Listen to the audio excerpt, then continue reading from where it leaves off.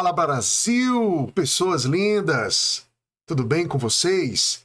E aí, aqui quem fala é o professor Adalto Neto, esse que você já conhece aí do canal da gente, né, trabalhando os principais temas que são abordados na disciplina de biologia, biologia que é uma das ciências da natureza, importante componente curricular do ensino médio e que vocês, claro, muitos de vocês que irão fazer as provas do Enem e outros vestibulares, precisam ter, obviamente, né, não só a biologia, todas as outras matérias, mas em se tratando de biologia, precisam ter todos esses conteúdos bem armazenados no seu HD, na sua mente, no seu hipocampo. Olha que massa!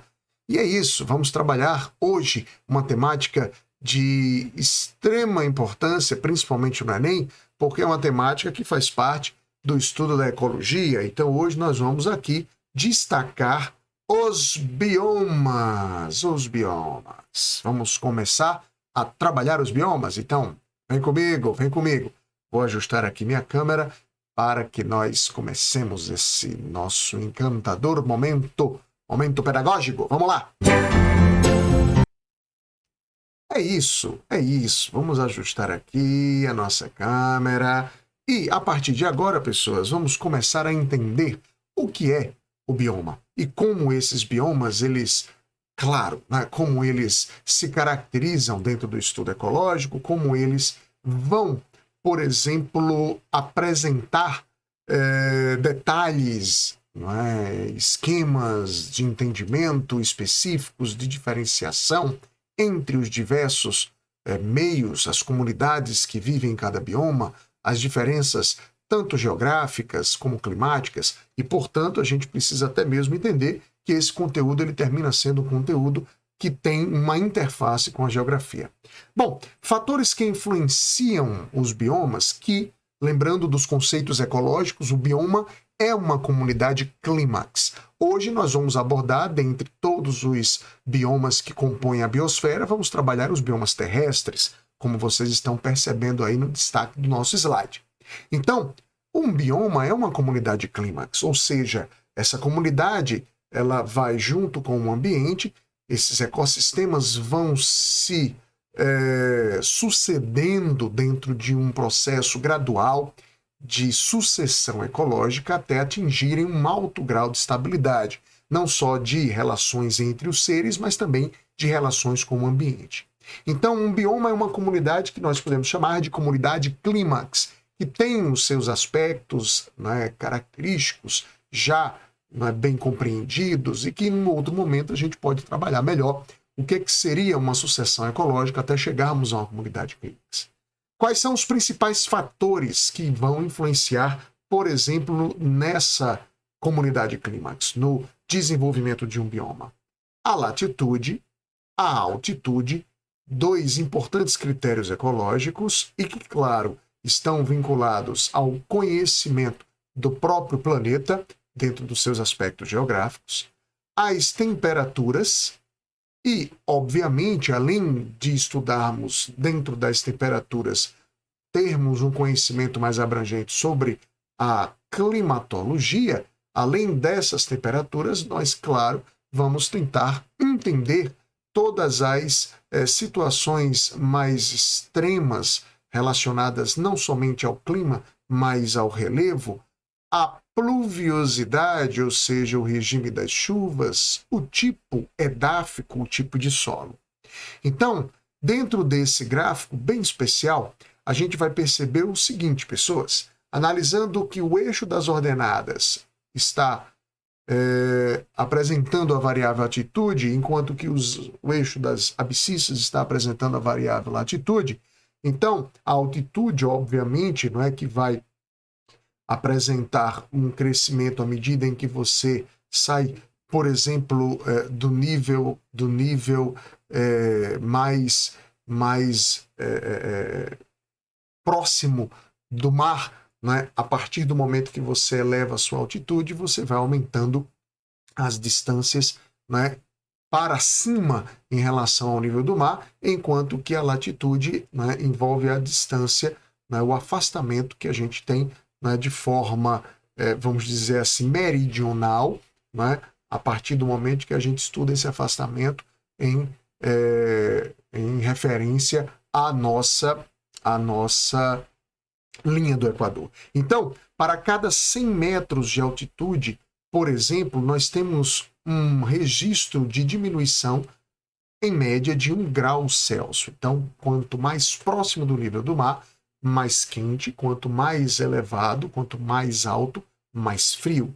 E, a partir do momento que você afasta 1 grau de latitude, distante, portanto, da linha do Equador, nós vamos também ter um registro de temperatura que vai sendo reduzido. Portanto, quanto mais alto e quanto mais afastado da linha do Equador, mais frios esses ecossistemas, não é, esses ambientes clímax serão.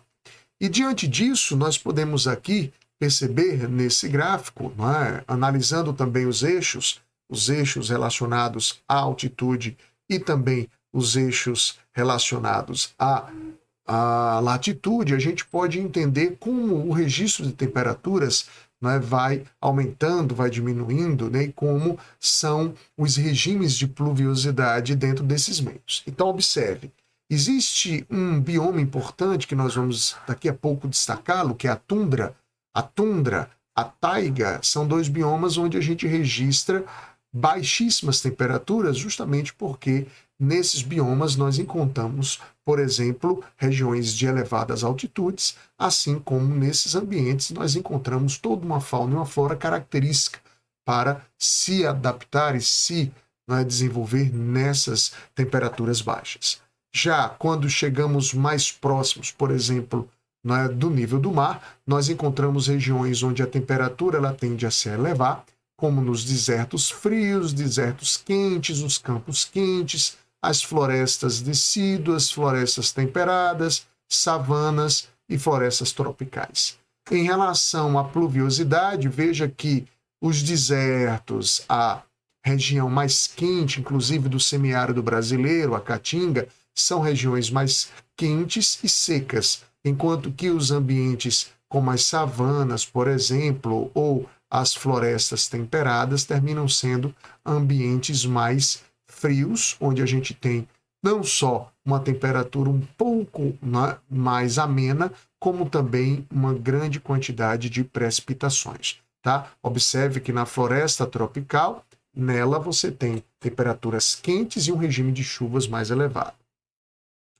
Analisando agora, diante desses aspectos, né, analisando, por exemplo, mais uma vez, a altitude e a latitude como determinantes dessas divisões de biomas, a gente percebe que quanto mais alto, né, mais frio, a temperatura ela passa a ser temperaturas onde os registros são abaixo de zero, como a gente vê aqui nessa área onde temos a presença de neve, de gelo.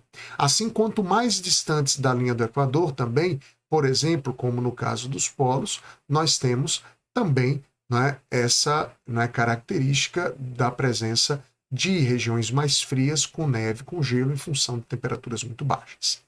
No momento que você vai descendo aqui, dá para a gente ver, né, em corte do relevo da plataforma continental, vemos aqui que a tundra, a taiga, as florestas temperadas, elas vão apresentando, inclusive, uma mudança na sua caracterização, justamente porque elas vão se aproximando em relação à linha do Equador, a temperaturas mais quentes, e ao nível do mar, né, e, portanto, esses ambientes terminam sendo mais quentes e, dependendo, claro, não é, dessa proximidade com a linha do Equador, mais quentes e mais úmidos em função da quantidade de chuvas, certo? Então, com esse corte, a gente consegue mais ou menos relacionar justamente a importância da altitude, né, quando a gente analisa o eixo das ordenadas e da latitude, o eixo das ordenadas e da latitude, quando a gente analisa o eixo das abscissas em relação à divisão, né, desses biomas.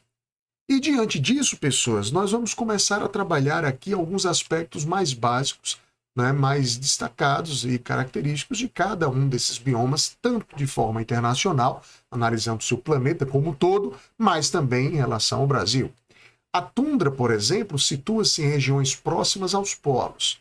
Essas áreas, né, elas são mais elevadas e, portanto, a gente tem temperaturas mais baixas. onde predomina, inclusive, né, regiões, né, imensamente, né, revestidas por neve. Temperaturas, por exemplo, né, que variam, né, entre 0 e 10 graus Celsius, onde há uma presença, por exemplo, de uma vegetação mais baixa, mais herbácea, ou seja, onde a gente tem plantas, dá para a gente ver bem, plantas de pequeno e médio porte, onde o capim, o junco, além de plantas como musgos e associações com líquens, são bem características dessa região.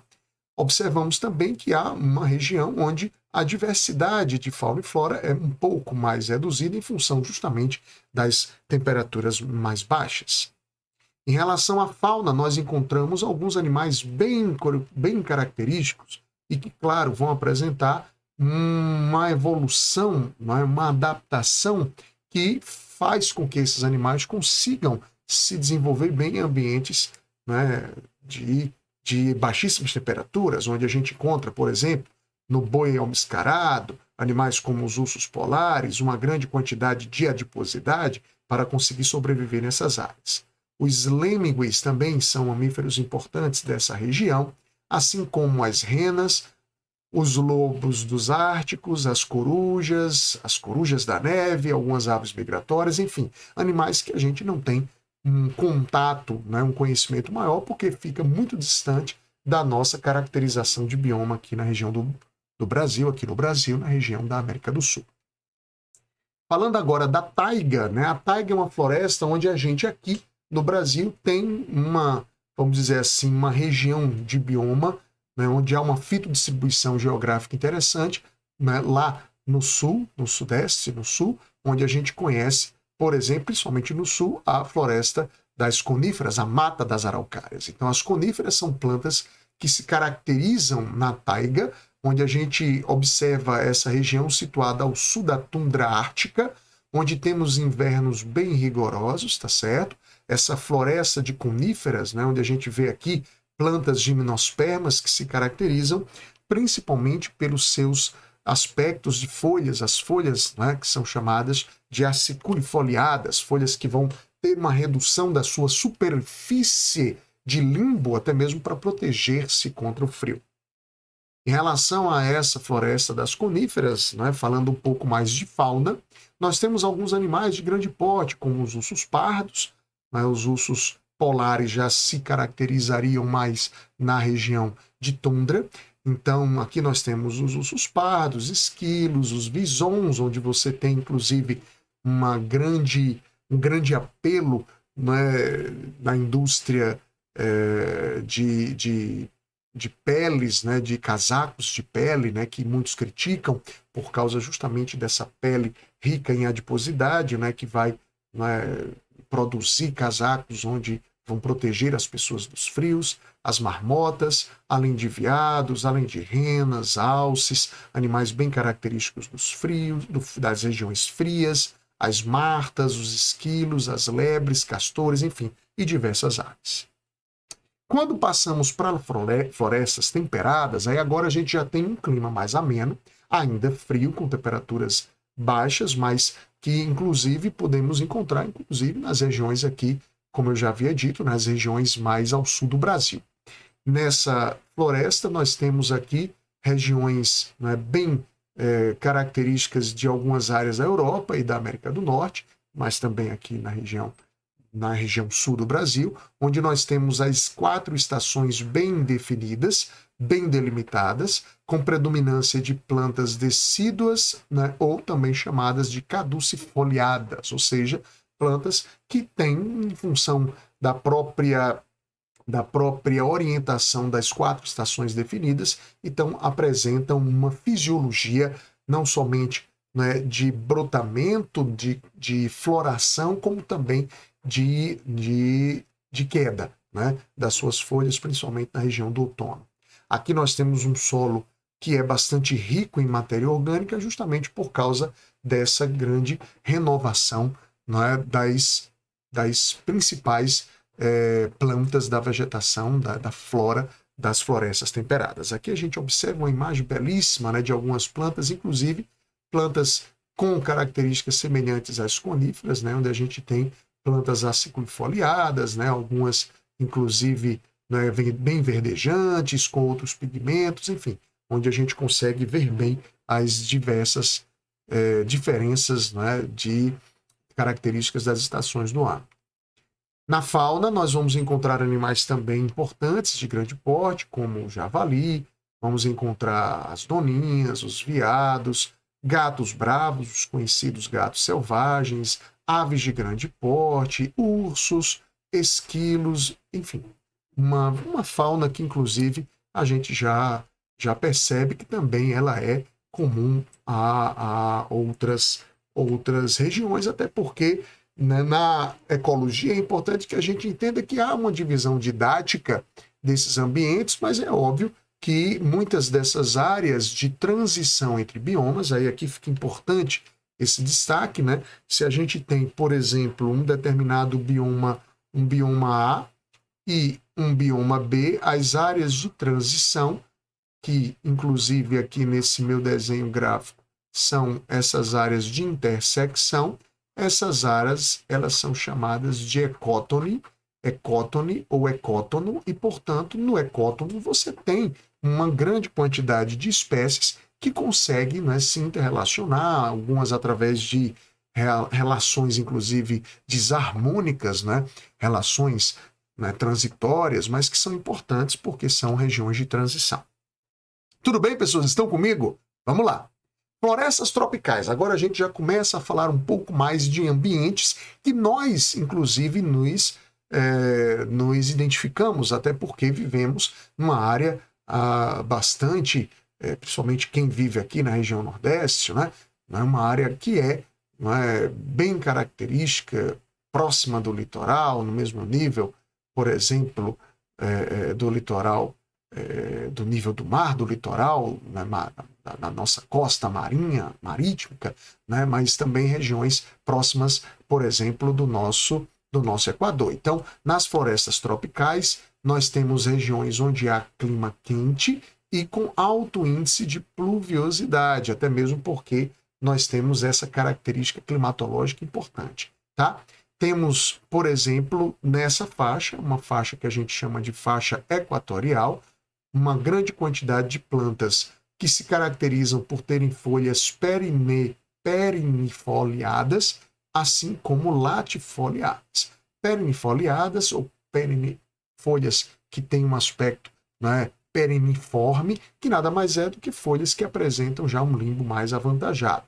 Aqui, inclusive, nessa imagem, eu destaco algumas plantas flutuantes, como, por exemplo, as vitórias régias, né, com esse limbo bem, né, expansivo, né, onde a gente consegue ter uma grande quantidade de produção fotossintética, certo? É importante a gente também reconhecer um destaque, e aí você anota isso que eu vou te dizer agora. Em relação à floresta tropical, o solo ele é bem importante porque ele é coberto justamente por uma grande camada, essa camada que aumenta sempre em função da própria queda, né, das folhas das árvores, da própria estabilização das relações entre os seres vivos. Então há uma grande quantidade de matéria orgânica nessa camada superficial, que envolve mais ou menos em torno de 30 centímetros de matéria orgânica, que vai, claro, ativar, vamos dizer assim, os processos de decomposição nessa área, e, portanto, essa região ela é bastante rica em nutrientes. E, em função disso, a gente chama essa região de humus. E o humus, portanto, como aqui a gente vê, é uma área, né, subterrânea, onde encontramos, inclusive, vários animais subterrâneos, como as minhocas, que conseguem, inclusive, né, formar uma espécie de processo de aragem da terra natural, e essa terra, né, esse solo, termina sendo bastante rico e bastante importante para o cultivo. Fauna da floresta tropical, a gente já conhece, já que estamos falando de maiores pluviosidades, então eu tenho uma maior umidade. Lembra que a umidade ela é fundamental para uma grande quantidade de animais, principalmente de anfíbios. Aqui a gente tem um manuro um anuro bem conhecido. Os anuros são sapos, as rãs, as pererecas, e esses animais eles conseguem se adaptar muito bem em ambientes tropicais. Aqui nós temos os lacertídeos, né, um grupo, né, importante dentro dos escamados, né, dos répteis, que também se adaptam muito bem nessas áreas. Temos aqui um primata, um mico, que também é característico das nossas florestas tropicais, assim como várias cobras, várias serpentes. Entre outros animais, as pacas, que são roedores importantes, capivaras, onças, jaguatiricas, tamanduás, os tatus, tucanos, papagaios, águias. Temos as feiticeiras, que são também importantes grupos de transição dentro do grupo dos anfíbios, papas-moscas, temos cobras como as jararacas, enfim, então há uma grande diversidade. Né? A Mata Atlântica, por exemplo, nessa nossa região brasileira, daqui a pouco eu vou destacar, né, a divisão desses biomas no Brasil, ela é bem importante, que se caracteriza bem como uma floresta, né, tropical. Campos, os campos que se dividem em campos estepes e savanas, os campos, eles também formam uma grande região dentro dos biomas que são denominadas, regiões que são denominadas como biocoras.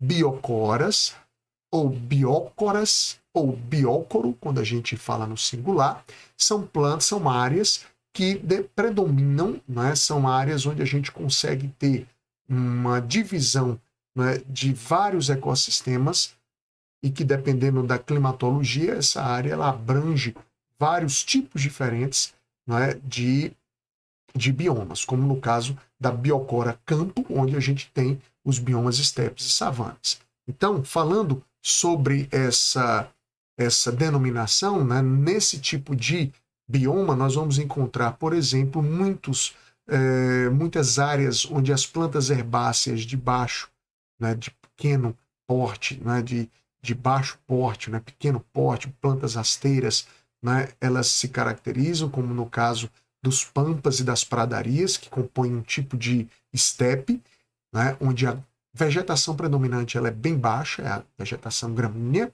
Aqui a gente consegue ver uma área, por exemplo, característica das savanas africanas, onde a gente encontra alguns animais importantes, como as zebras e tantos felinos. E aqui, né, dá para a gente ver bem, né, essas regiões com uma vegetação bastante baixa, bastante rasteira. Na Ásia e na Europa, né, nós caracterizamos bem, né, os campos estepes. Já na América do Sul, os pampas gaúchos, por exemplo, e na América do Norte, as pradarias, né, as pradarias, né, norte-americanas, por exemplo.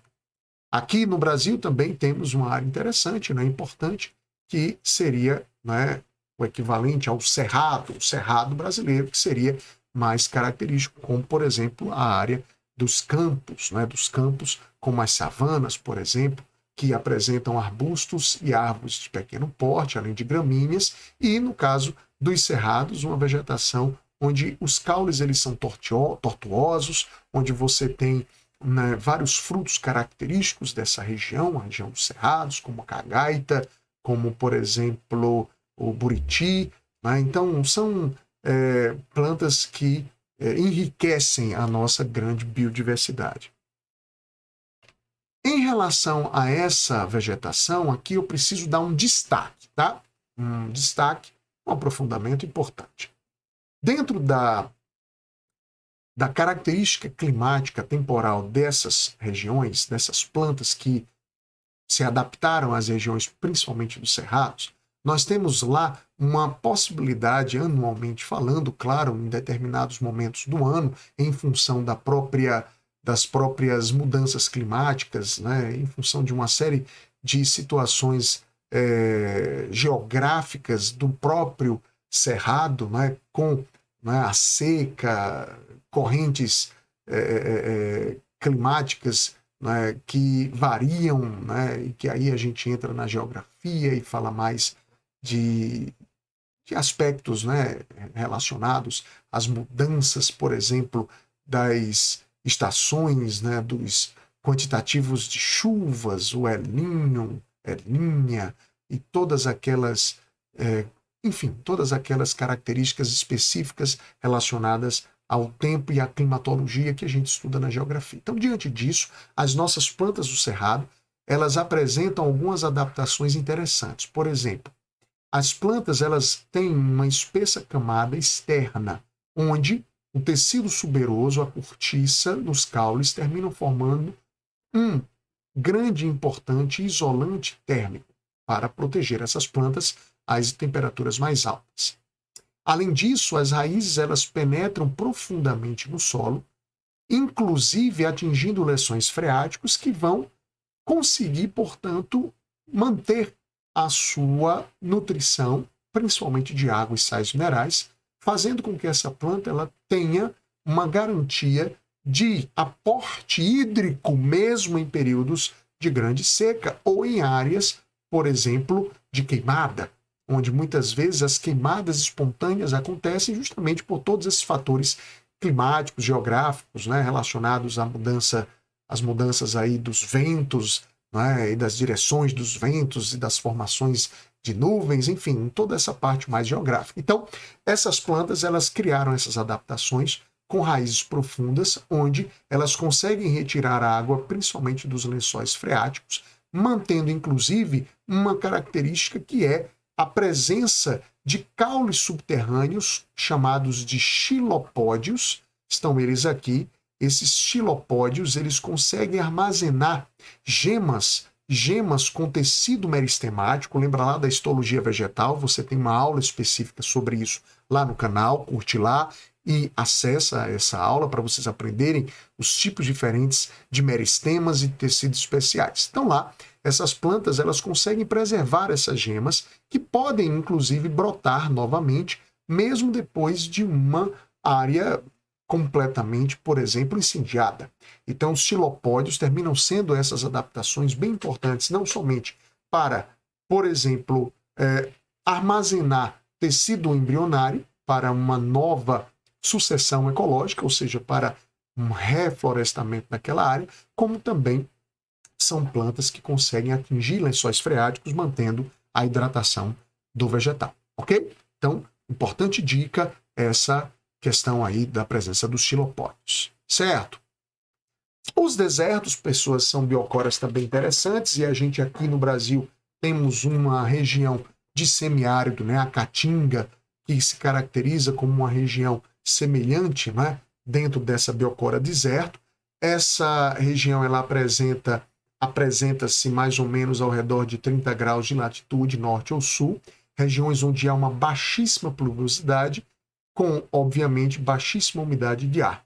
Temos temperaturas que são, né, que apresentam amplitudes térmicas, regiões que apresentam amplitudes térmicas bem interessantes, áreas, por exemplo, muito quentes, né, acima de 45, 50 graus Celsius ao longo do dia, enquanto à noite esses registros de temperatura caem, né, bastante. Né, então a amplitude térmica é bem característica dessas áreas. Aqui na nossa região do semiárido, algumas das plantas mais importantes são essas, as chamadas plantas xerofíticas, plantas que apresentam parênquimas aquíferos, que conseguem armazenar água mesmo por um bom tempo.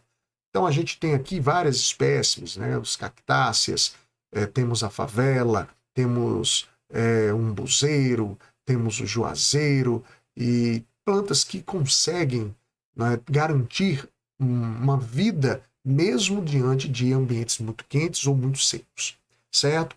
Aqui uma área bonita, uma foto bem bonita de uma área de deserto, né? O deserto do Saara, tão conhecido e que se caracteriza como um importante bioclora, certo? Muito bem, fauna dessa região, fauna reptante, rastejante, onde consegue se adaptar bem em locas, como por exemplo escorpiões, como por exemplo miriápodos, os chamados miriápodes, diplópodes e quilópodes, né? Como por exemplo a lacraia, que é um quilópodo. Então, um animal que inclusive tem também veneno, assim como escorpião, aranha. Temos muitos roedores também, como os ratos canguru, como alguns répteis importantes, as serpentes, né? E essas serpentes, né? Esses répteis, como são rastejantes, eles conseguem viver bastante, né? Bem, né? Se adaptam muito bem a essas áreas. A caatinga que aqui no Brasil, né, a gente tem a área de semiárido mais intenso, o sertão, e temos uma área de transição, que é o agreste, onde a gente tem um regime de chuvas um pouco maior. Legal, pessoas? Tudo bem? Estão comigo? Tranquilo. O grande problema do desmatamento, dentro dessas mudanças relacionadas aos aspectos geográficos, à climatologia e a possíveis impactos ambientais, é justamente uma sequência de eventos que vai, por exemplo, ter uma consequência negativa para a manutenção daquele bioma. Então, observe nessa sequência aqui para vocês terem uma noção de como um problema relacionado ao desmatamento pode gerar uma extinção de espécies daquele bioma. Então, veja, se eu tenho a destruição de micro-organismos decompositores, eu não renovo a matéria orgânica no meio. Não esqueça, a decomposição faz parte da renovação da matéria orgânica daquele ambiente. O ciclo biogeoquímico depende dessa renovação. Isso acelera os processos de erosão e, obviamente, a mudança climática das regiões, como a gente vê, né, atualmente, a grande quantidade de diversos tipos de desastres ambientais associados a tempestades, a tsunamis, a tornados, chuvas com muita intensidade, justamente por causa dessas mudanças progressivas. A instalação de um clima do tipo semiárido está bem vinculada a uma área de desmatamento, até mesmo por causa justamente dessas relações, né, associadas à geografia e ao tempo, ao clima, e a partir daí, né, em função da grande poluição e do aumento das concentrações de gases tóxicos, como, por exemplo, o dióxido de carbono, como o monóxido de carbono, como o próprio metano, esses gases são importantes para formar um efeito estufa que se intensifica. E esse efeito estufa se intensificando, o aumento dessas temperaturas pode provocar aos poucos um mecanismo de extinção de espécies, um mecanismo de desertificação de algumas áreas, justamente por causa de um problema grave que tem uma ação antrópica, ou seja, uma ação humana, né, como causadora, né, dessas alterações, desses desastres. Então, é importante a gente fazer essa reflexão.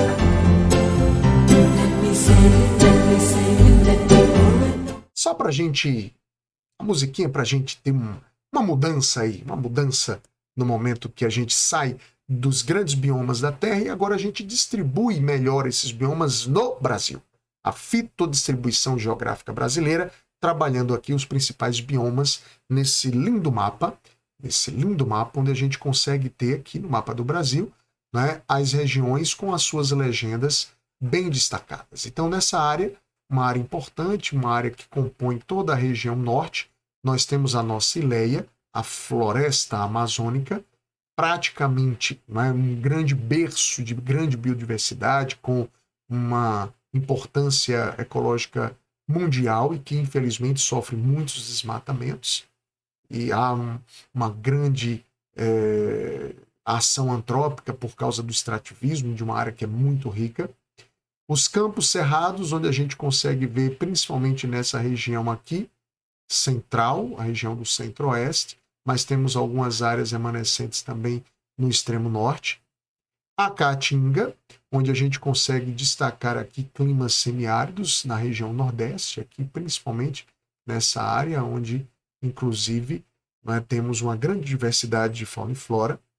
Os pampas gaúchos, né, os campos limpos, né, uma variedade dos campos, onde a gente consegue perceber nessa região mais ao sul do centro-oeste, né, aqui, essas regiões remanescentes, e principalmente aqui no extremo sul do Brasil, os pampas gaúchos, onde nessa área, principalmente aqui dos pampas gaúchos, vamos ter essa região, né, em transição entre o Cerrado e os chamados pampas, que é a região do Pantanal, uma região onde há uma grande planície, né, uma grande área ecológica, né, de preservação de muitas espécies, com muitas áreas de preservação, muitos parques.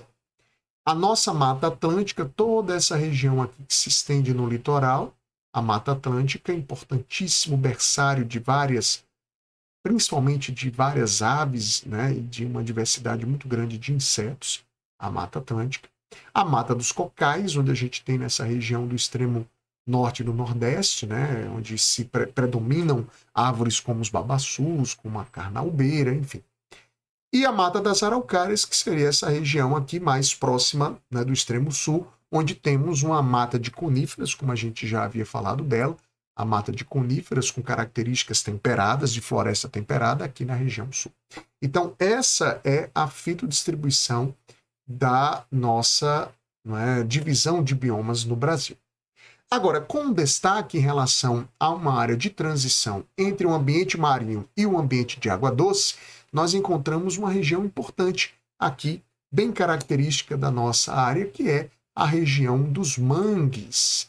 Aqui no estado de Pernambuco, já que eu falo do estado de Pernambuco, nós temos Recife, a capital do estado de Pernambuco, uma área que foi praticamente edificada em cima de mangues. E isso, claro, traz uma série de transtornos, principalmente relacionados à erosão costeira, mudanças, inclusive, né, das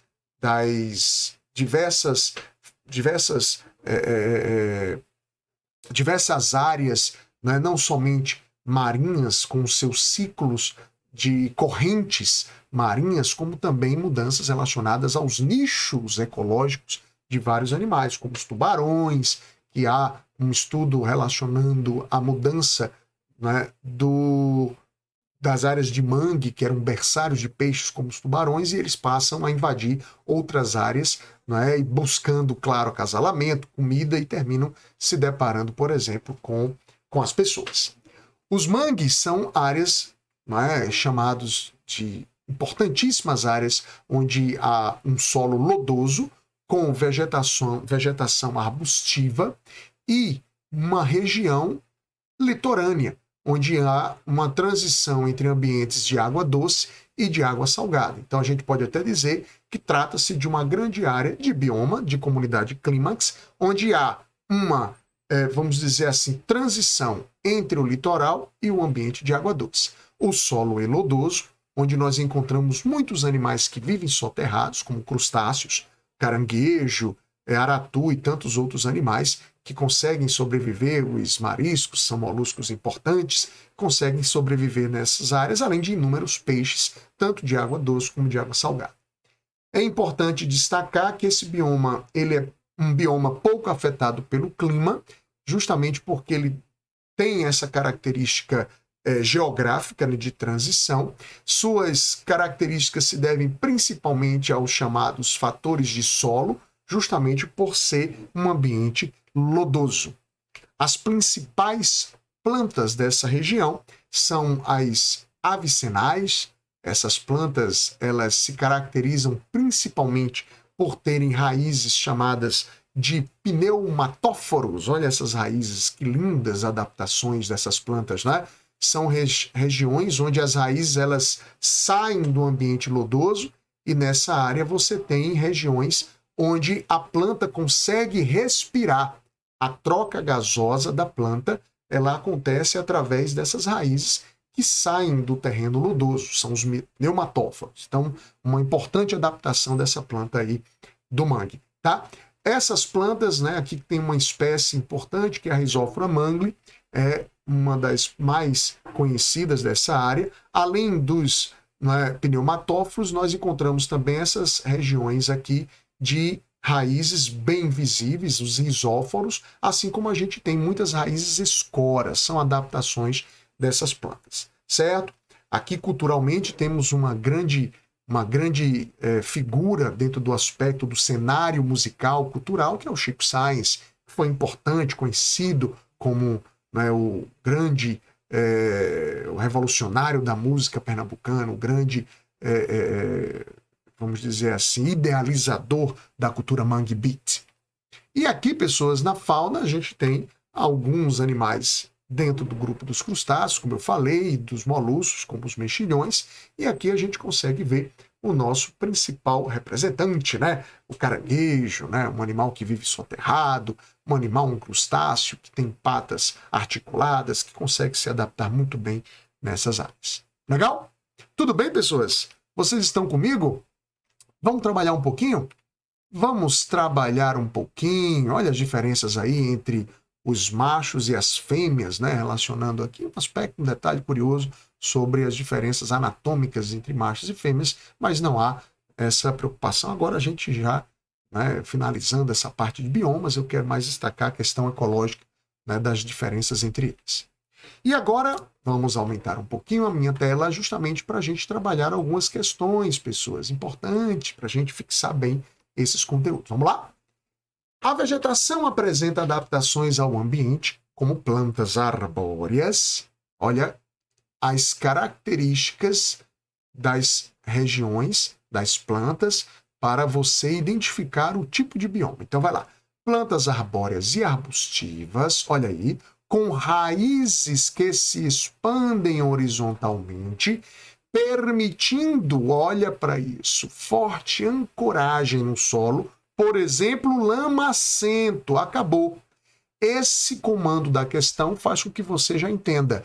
Se eu tenho um solo lodoso lamacento, pode estar certo aí marcar sem medo que você está tratando de um bioma importante na nossa região, que é o mangue. Raízes que se expandem verticalmente por causa da baixa oxigenação do substrato, e por isso, né, essas raízes têm pneumatóforos. Folhas que têm glândulas para eliminar o excesso de sais. Folhas que podem apresentar cutícula espessa para reduzir a perda de água. Isso é importante, principalmente nessa área. Então, essas características se destacam, claro, dentro de um ambiente importante que é o nosso manguezal. Muito bom, pessoas. Tudo bem? Alguma dúvida? Tudo certinho? Vamos embora. Vamos para outra. Também do Enem, questão importante. Outra vez para vocês conseguirem não somente associar as características com, obviamente, né, a identificação daquele tipo de bioma. Uma região do cerrado, então a gente já sabe que trata-se de um campo. Uma região do cerrado possui lençol freático profundo, estação seca bem marcada, grande insolação e recorrência de incêndios. Olha aí, estamos falando daquelas plantas que conseguem ter raízes profundas e xilopódios. 5 espécies de árvores nativas com as características apresentadas no quadro foram avaliadas quanto ao seu potencial para uso em projetos de reflorestamento. Qual a árvore adequada para o reflorestamento dessa região? Na boa, pessoas, se eu estou falando de uma árvore, de uma planta do cerrado, essas plantas elas precisam ter inicialmente raízes profundas para justamente chegar aos lençóis freáticos. Então, a árvore 1, ela descarta-se porque ela tem uma profundidade baixa de raiz. Da mesma forma que a árvore 3 e a árvore 4. Isso nos resta, obviamente, 2 árvores, onde a gente vai analisar agora não somente o aspecto da raiz, mas também da sua cobertura foliar.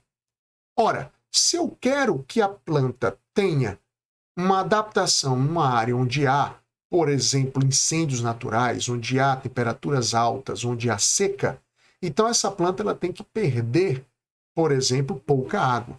Para perder pouca água, as suas folhas, que são folhas, obviamente, que podem transpirar, elas precisam ter, dentro dessa sua estrutura anatômica, algo que impeça que essa transpiração ocorra. Diante disso, essas plantas, para que elas não percam água para o meio, elas precisam apresentar um revestimento cutilar, principalmente à base de cutina, que é uma cera que impermeabiliza a planta, fazendo com que as suas folhas se protejam dentro dessa área. Então, as plantas com coberturas de cera nas suas folhas e raízes profundas são plantas que se caracterizam nessa área. As plantas, não se esqueçam, que apresentam espinhos, se caracterizam principalmente na caatinga, onde a gente tem secas muito prolongadas. Tudo bem? Beleza? Então vamos lá, você marca aí, claro, a resposta letra B. Por fim, pessoas, para a gente finalizar o nosso encontro de hoje, vamos resolver essa questão do Enem, um pouco mais antiga, mas importante para a gente. Apesar da riqueza das florestas tropicais, elas estão geralmente baseadas em solos inférteis e improdutivos. Lembre que a floresta tropical ela apresenta um solo com uma camada de humus que é bastante orgânica e importante para a manutenção, por exemplo, daquela região, vamos dizer assim, superficial do solo. Grande parte desses nutrientes que é armazenada nas folhas que caem, né?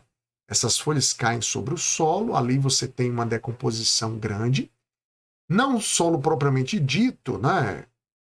Mas nessa região, né, sobre o solo.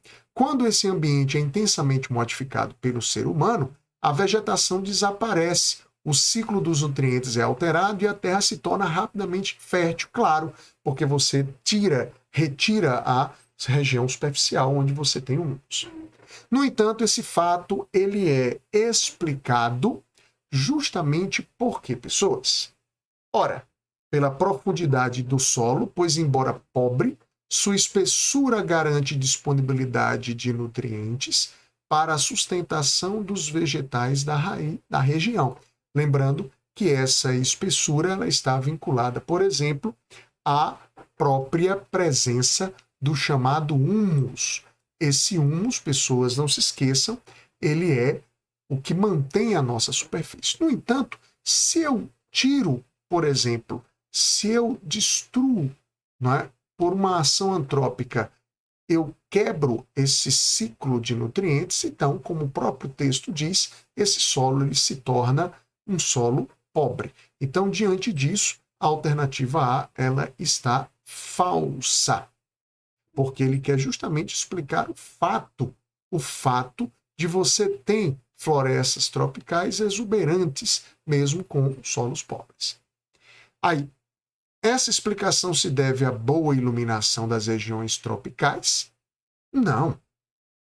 Isso está vinculado à presença do humus, onde você tem uma reciclagem contínua realizada pelos seres decompositores, então também falso.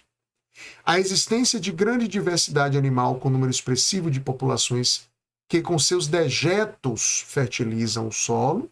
Não, com os dejetos não, principalmente com as folhagens das plantas, com toda a flora que é bastante densa, que, claro, né, ao cair essas folhas nesse solo, formam a camada de humus. A capacidade de produção abundante de oxigênio pelas plantas da floresta tropical, considerando-se o pulmão do mundo, não, até porque o verdadeiro pulmão do mundo se encontra nas algas, ou seja, nas águas. Agora sim, olha, a rápida reciclagem dos nutrientes, que é potencializada pelo calor e umidade da floresta, lembra? Floresta tropical ela tem elevadas temperaturas e um índice de pluviosidade grande, o que favorece a ação dos decompositores dessa região do humus, onde a gente tem humus, certo? Então, letra E, uma característica do nosso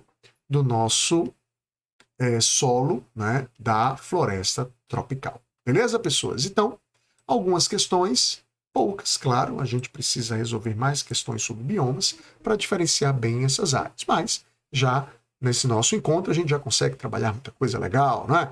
Espero que vocês tenham gostado, tá certo? Qualquer dúvida, deixa lá no canal, alguma informação, alguma pergunta que a gente vai tratar de resolver. Legal? Se ligue nos nossos próximos encontros, ok, pessoas? Estamos juntos, sempre para garantir o teu sucesso. Valeu, até a próxima. Tchau, tchau.